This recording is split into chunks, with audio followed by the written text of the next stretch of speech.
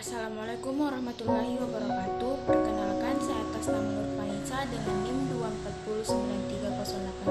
2409308110009 dari kelas manajemen 24-2A.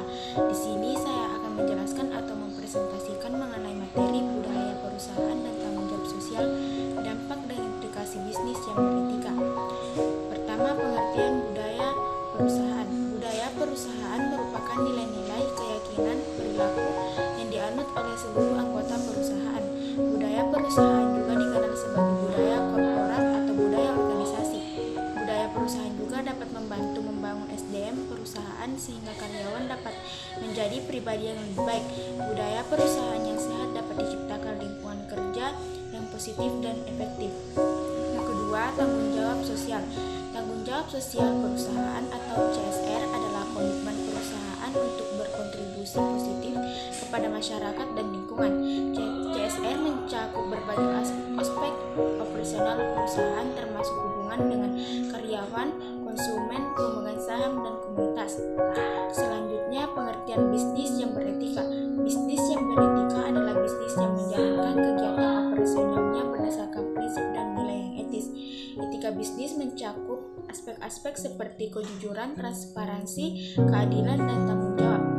Penerapan etika bisnis dalam sebuah perusahaan dapat membuat keputusan yang bermoral dan tanggung jawab. Selain itu, juga etika bisnis dapat membantu membangun hubungan yang baik dengan klien, rekan kerja, dan investor. Dampak dan implikasi bisnis yang beretika. 1. Semua bisnis yang beretika mempunyai korelasi terhadap kemajuan maupun suatu perusahaan.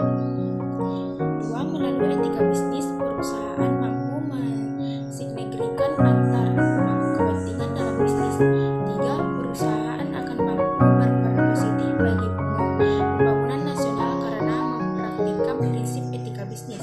4. Perencanaan strategis. Organisasi yang baik, sistem prosedur yang transparan didukung oleh budaya perusahaan yang andal serta etika perusahaan yang dilaksanakan secara konsisten dan konsekuen.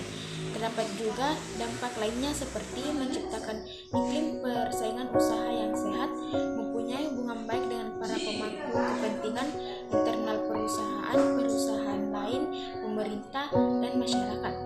3. Mencegah kemungkinan terjadinya perpecahan baik internal maupun eksternal. 4. Meningkatkan etos kerja internal perusahaan, budaya perusahaan. 5. Melindungi prinsip kebebasan berniaga.